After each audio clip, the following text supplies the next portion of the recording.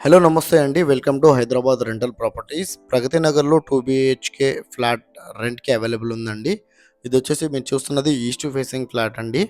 And rent వచ్చేసి 15,000 అయితే rent చెప్తున్నారండి. ఇదిలో 2 బీహెచ్‌కే ఫ్లాట్ ఇది.